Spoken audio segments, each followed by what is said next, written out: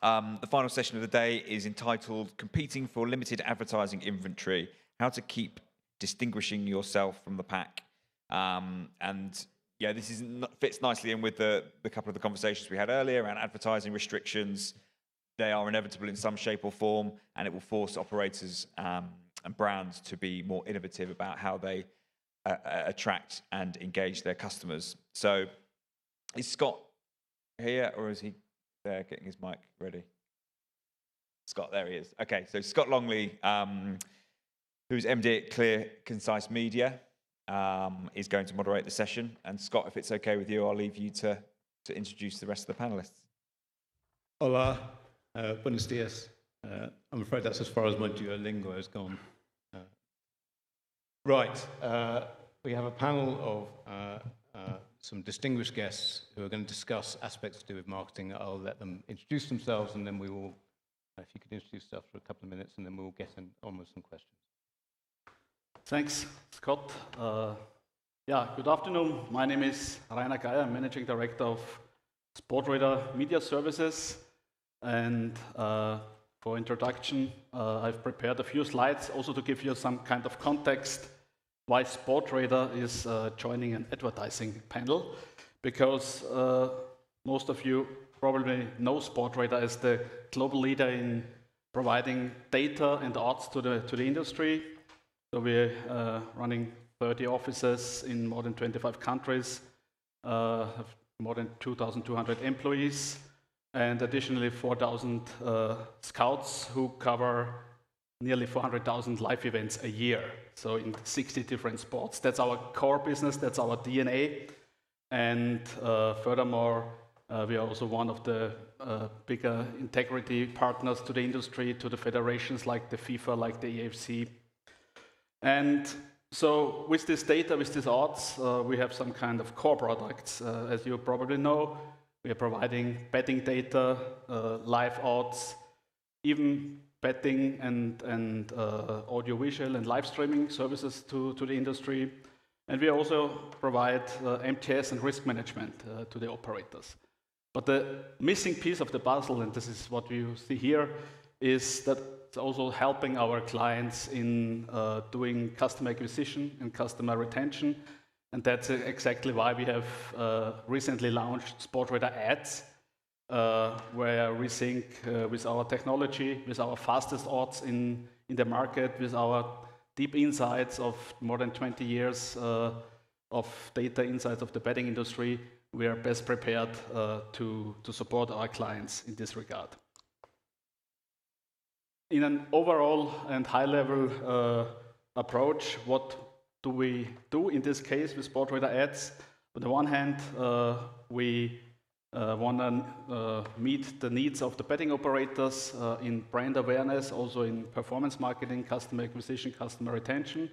On the other hand, we have the audiences, the publishers, the rights holders, and we see us in the middle. So we are some kind of the marketplace where we integrate some kind of AI products and AI-driven and machine learning products, but also, of course, integrate all our data we have in order to prepare and offer digital traffic and sponsoring products to the clients, and most particularly also offering the first proprietary programmatic engine to the betting industry. So this is what we have launched a few weeks ago, and just also to give you some examples specifically in the Spanish market. So we have done a few digital campaigns for the clients like BetStars, BetZone. We are also in the sponsoring business, so we have helped our client Interwetten to find a partner with Sporting de Gijón. We have supported Betfred in the sponsoring brokerage, but also in the sponsoring activity from Royal Mallorca. And so those three products we are currently in place. And perhaps also to tease a little bit our conversation, and I want to give some more insight on the current transaction when it comes to digital advertising. Because the conventional way is that an operator, but we are not talking only about the betting industry, it's about the whole industry, usually books a digital advertising campaign for on a publisher, a specific publisher, even he do it himself or via a media agency. Going forward, we think this will dramatically change. So what we see currently is the so-called programmatic approach. So the operator is not booking a specific campaign at the publisher. He rather defines a target group, an audience, for instance, male between 25, 35, and interested in Real Madrid. And then there is a marketplace, a digital marketplace, which offers this offer specifically on the market. And there is a match, and the machine is doing the match in milliseconds. So on the other hand, we have the supply side. So we have connected a lot of SSPs into our machine, and all is connected also with our data management platform. So this is the transition. Just to give you one figure here, globally, digital advertising spends, currently 68% of digital advertising spend are spent programmatically. In the betting industry, currently, it's only 7%. There are main and a lot of reasons why in the betting programmatic is not as developed as in other industries, but we are sure this will come up in future. So we have set up this programmatic engine as part of a bigger approach. So to conclude, I really want to share our future state. What we are currently building is what we call the Sportradar Marketing Cloud, which is a client-facing engine to our operators, where the operators can book their campaigns, both the programmatic campaigns, their direct campaigns, even social media and search campaigns. We have enhanced this engine with the Sportradar DMP, with all of our data we have here. Have a lot of ad technology products within this marketing cloud, and also some tools and features specifically for the betting market, like creative building, dynamic creative optimization, where you can also instantly change your creatives based on the audience you have. Of course, there's also interfaces to other systems like CRM, like affiliate management, and this is in a nutshell what we are currently building. So this was a quick introduction. I hand over now to Ivan. It's me, right? Hi, just considering the time, for balancing my college, I will be really quick and painless for this introduction. My name is Ivan Lopez Gimeno. I'm the country manager for Kafe Rocks. Kafe Rocks, we are affiliate marketing agency, 100% CEO focused. That means that we create different kinds of content, then we get users, and then we leave these users to our clients, which are online gaming operators. We are pretty excited about the industry situation. We are pretty excited also about what is becoming with the new regulation here in Spain, and I'm also excited about hearing about all my colleagues here about in this debate, and I will be also very happy to hear your questions after this introduction and debate. Thank you.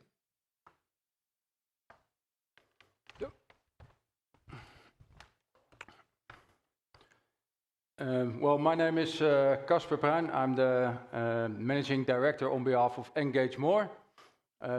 Before I tell a little bit more about this company, I will explain a little bit about my background. Since 8 years, I'm living in Spain, deep down in the south.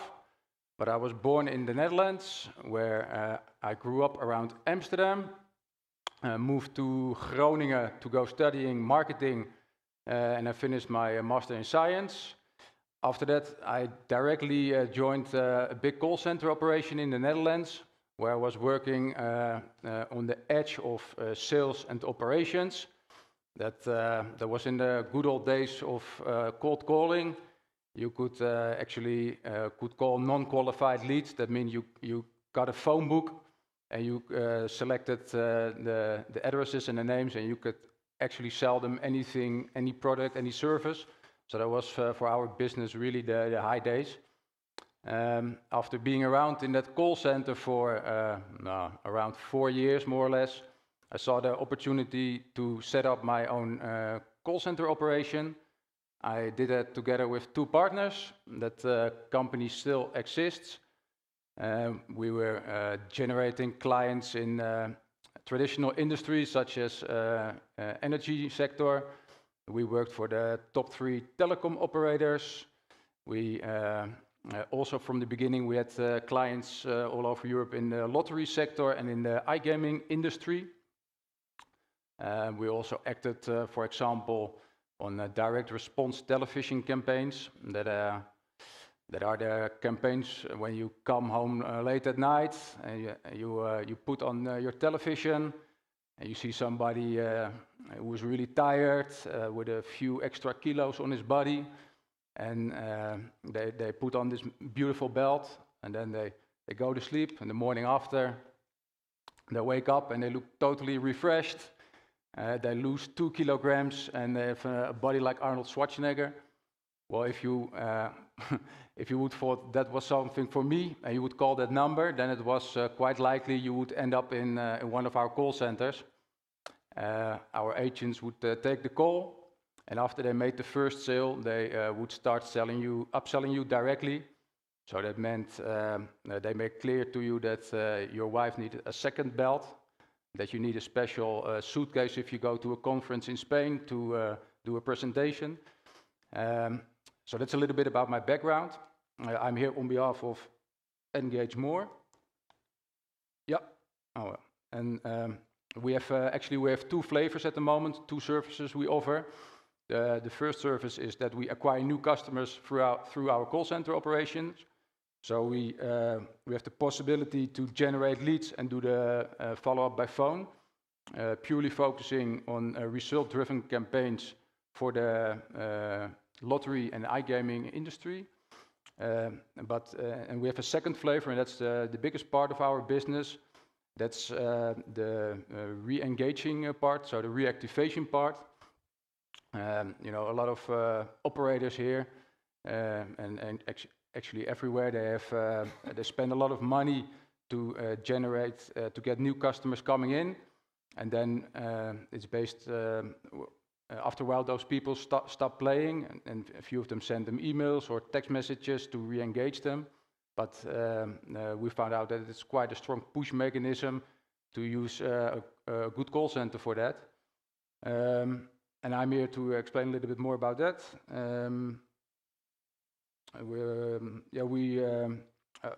We work fully compliant, conform GDPR.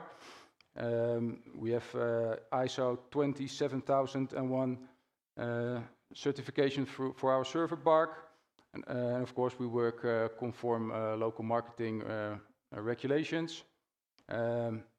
Responsible gambling, we are in the process of getting certified by a well-known industry standard, and that's it for the moment. And I give it to you. Okay. You.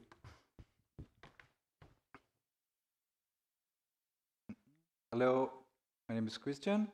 Good afternoon. So I'm going to present myself.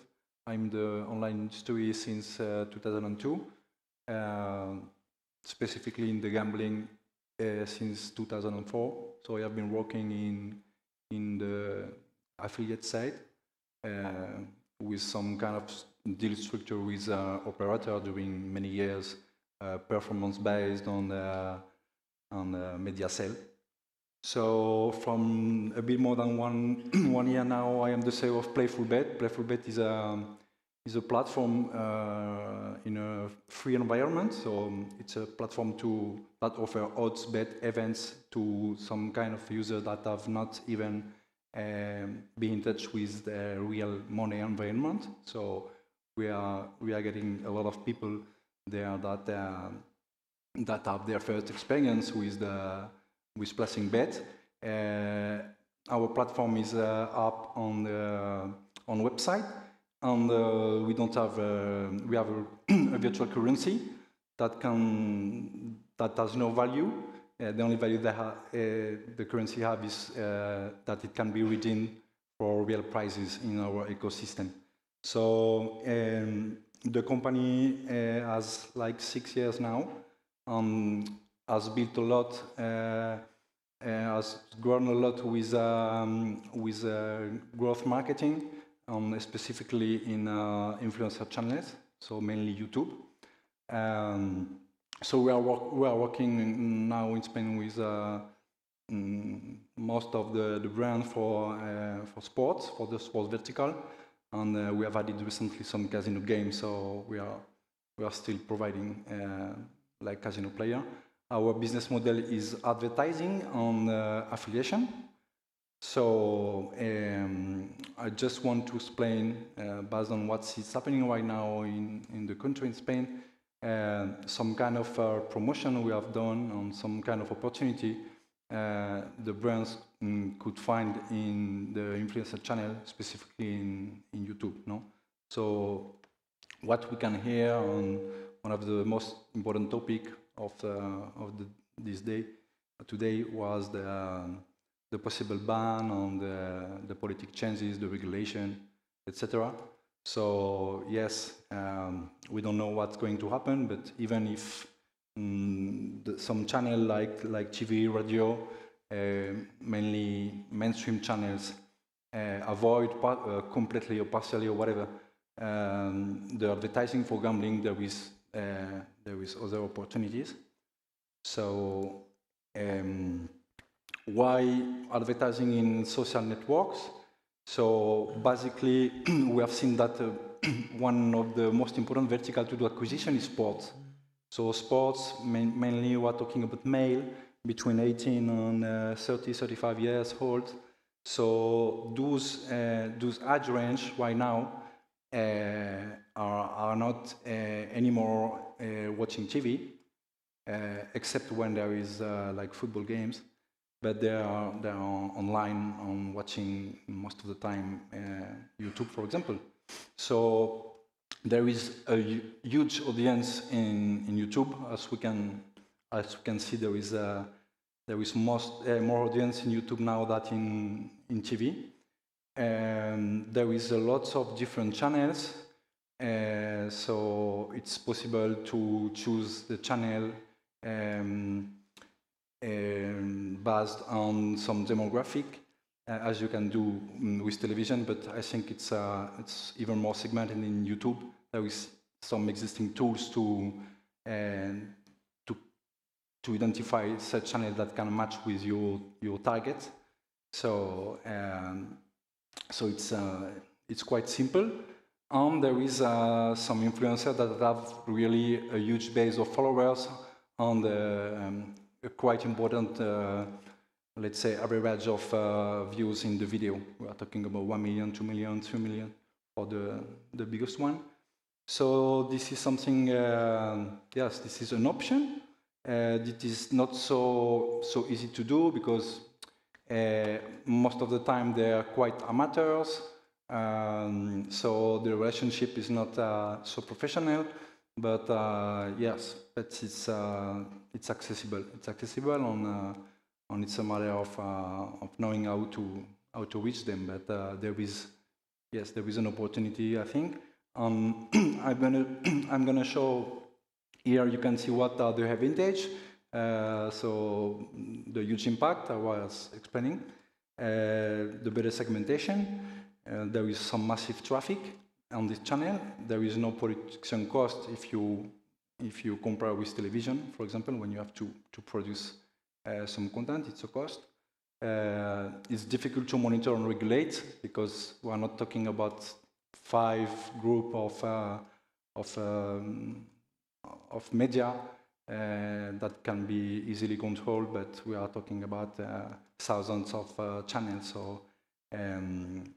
So yes, it's an opportunity to be during some times on not in the shadow, let's say, in the shadow, not so easy to monitor and regulate. What I was talking is that one of the most important age range growing in the gaming in Spain is 28 to 38. You can see that in this graph. So I want to show you, because I think that viewing in the video you can understand what kind of branding you can do. I just want to underline that an influencer is kind of small celebrity. It's not a celebrity for me or maybe for you, but for the user base or follower they have. They are people that influence their behavior. So it's like small celebrities. So we are talking about advertising with engagement. And yes, I want to show you the way we promote our brand through YouTube videos, and the way we also are setting up some new idea, quite innovative, of co-branding to offer also the opportunity of some brands to associate into such media buying. One thing which is interesting is that we have seen before that brand awareness is important in Spain, in general, but in Spain, it's a Latin country. And for example, when we buy a video, we buy it based on CPM, so we pay for the amount of views of the video, and we are converting 1%, mainly 1%. So if we have a video with 1 million views, we will acquire in our platform 10,000 users. The acquisition for our site is very easy. It's like Facebook and Google login. We are not asking about a lot of information. It's not an operator site, so we make it easy to enter. And yes, the opportunity with this video is not the 1% we are acquiring. Okay, it's to impact also the 91% that will not sign up in our site, and trying to impact them on creating brand awareness also with some partner.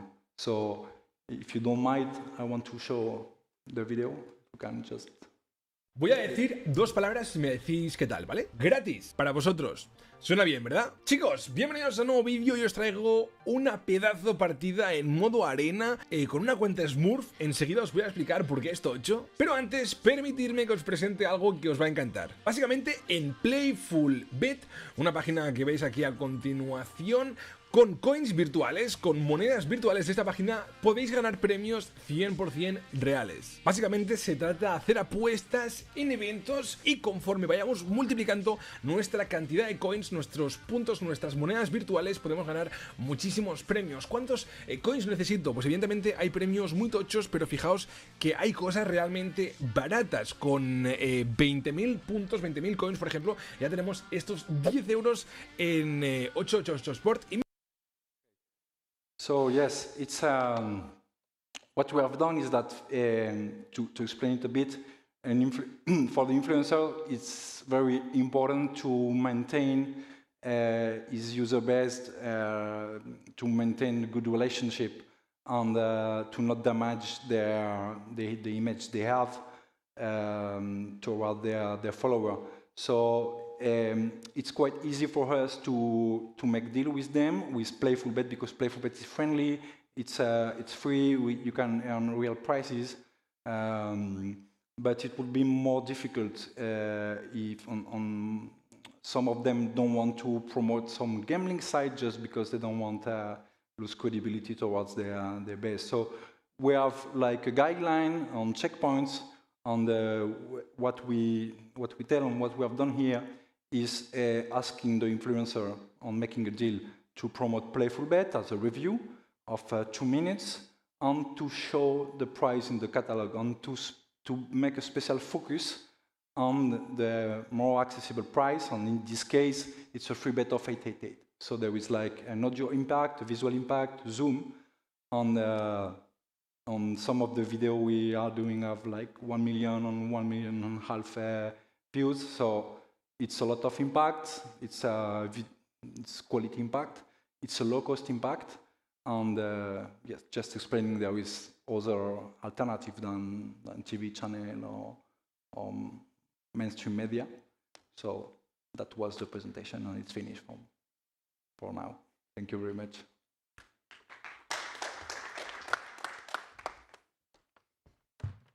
Thanks for all that.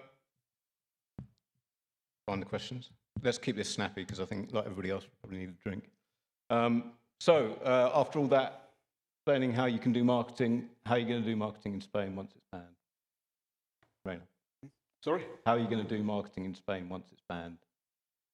It's a good question. So, of course, we don't hope that this will come in place. And as you've seen, our marketing cloud is a global cloud. So we have to adapt on every specific market. So we are currently already working in a market where there's really flexible circumstances. We are working in very restricted markets. We are working also in the US, which is the most complex market in the world currently. So the point is here really everybody has to be flexible to define the needs of the operator based on the circumstances. So when it really comes to a completely ban, then of course the whole game changes. So we will have a heavy impact on the whole industry, not just on our business. But also, I think then we have opportunities. We will much more go into more native advertising. It will be much more be in content-related advertising, and the whole thing is also that data will drive this exercise then.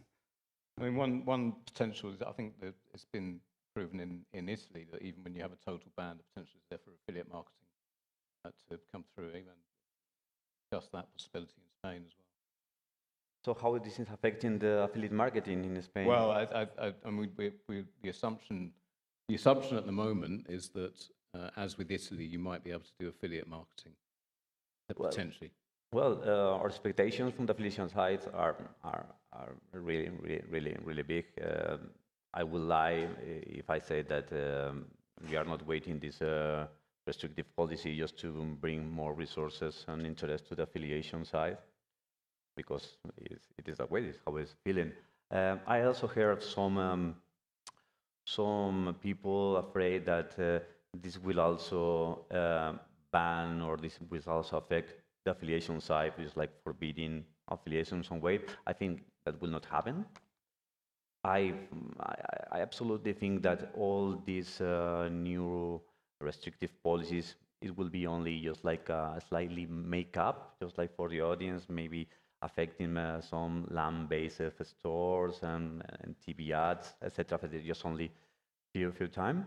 And I think it's a good chance for all the actors in this industry, because this will also affect the message we are getting, the message the users are getting in Spain. We are not used as fast as in the UK or other mature markets. We are not used just to hear that playing or betting or playing casino is just entertaining. People think it's the way you can go rich. Okay, so now we have the chance to change that message. This is entertaining. This is a simple way just to have fun. And from the affiliation side, we will help just to spread this message, and through the content, which will be mostly the same content that we are doing just right now. Maybe we will be more focused on video, also influencers, brand ambassadors, someone that you can trust and someone that you can help you just like to spread the message. Basically, is in that way how I see the future. Yeah. Casper, do you think that in an environment where advertising is restricted or even banned, do you think therefore retention marketing becomes ever more important, or retention activity, should I say? Yeah, definitely. When it becomes much more difficult to acquire new customers, it becomes more and more important to close your back door. And what I tried to explain before, therefore, a call center operation can be a really strong tool. Because not all all consumers react to the same marketing mechanisms, of course. So a few will send emails to reactivate their clients, but with the use of well-trained agents, you can reach a lot of people, and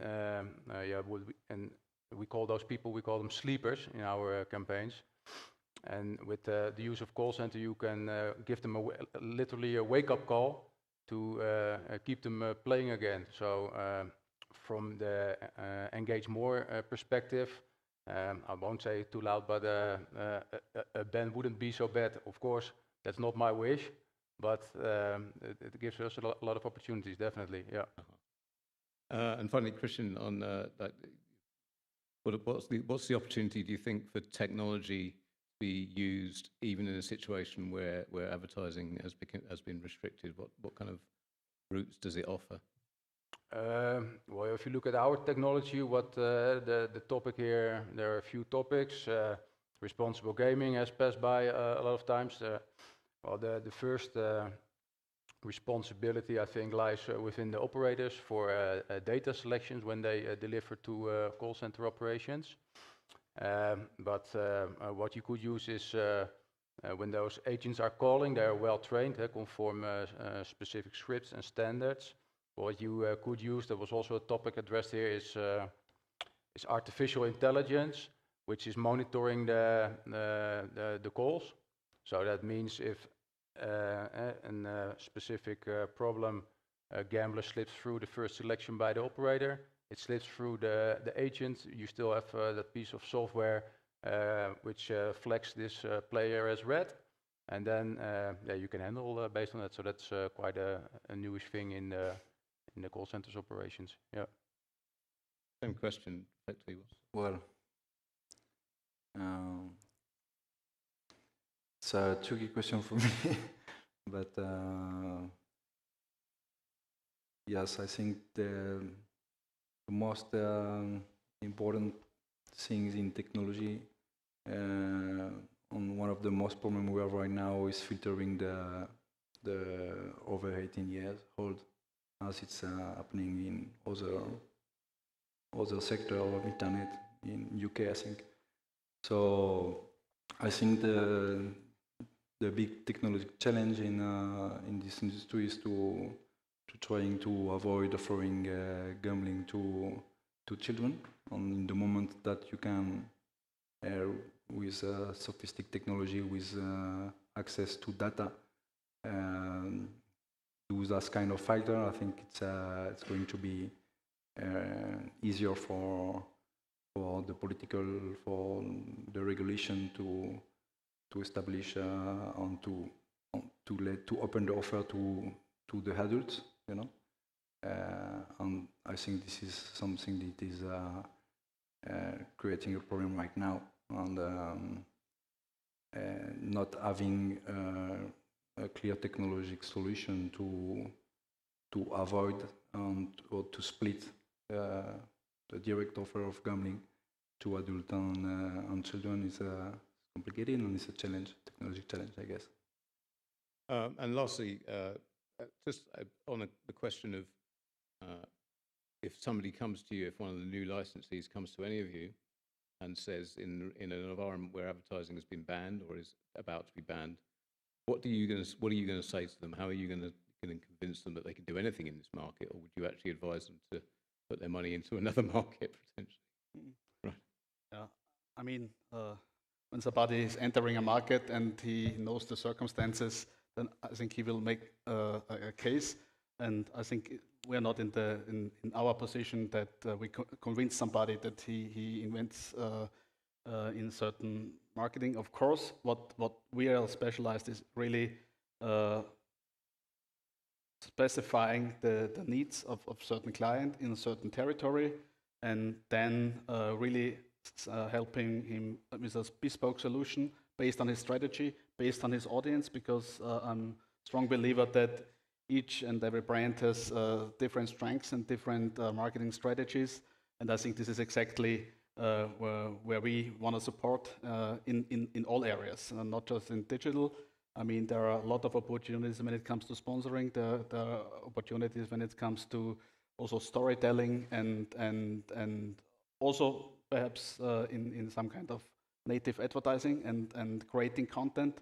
And I think those are the measures and also the opportunities we have. But it always depends what comes up. So I'm not quite convinced and sure that there will come a complete ban. And as I said before, it will be the worst for the whole industry and also for this territory. This also shows the first results of other countries where a ban is in place. And similar question. For us, it's quite easy because, as told, I don't think that banning will affect us. Instead of, they will bring us more customers. They will be trusting more in the affiliation services.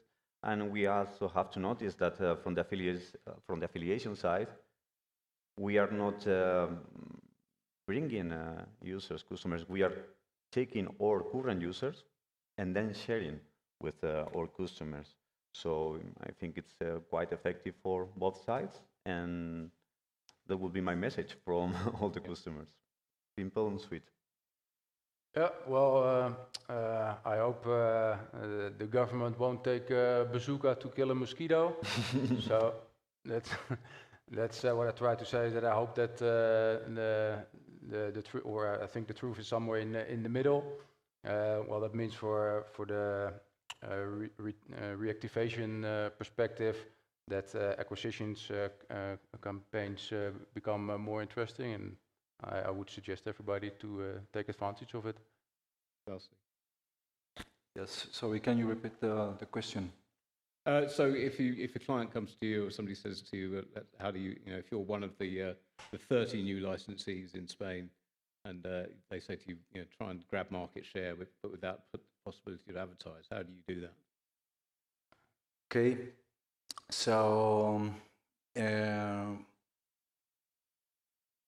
I would try specifically in Spain to get something real. I mean, digital is one thing which is not touchable. So I would try to send real gift to the people and try to make my brand also associated to something more physical, because I think that Latin people like that. At the end, or you can have a very big brand awareness if you spend millions in TV, okay? But I guess such kind of budget are not accessible for all the operators. It's an expensive strategy. It's a good strategy, but expensive strategy. So building the brand on building this confidence and awareness, I would try to find a different way. For example, if I went poker platform, I would try to offer like a poker set to the people and send them to make it tangible. That's trying to associate my brand. Okay, thanks very much, everyone. Thanks for your time. Thank you. I'll hand back to Tom, who will no doubt give you your final goodbye.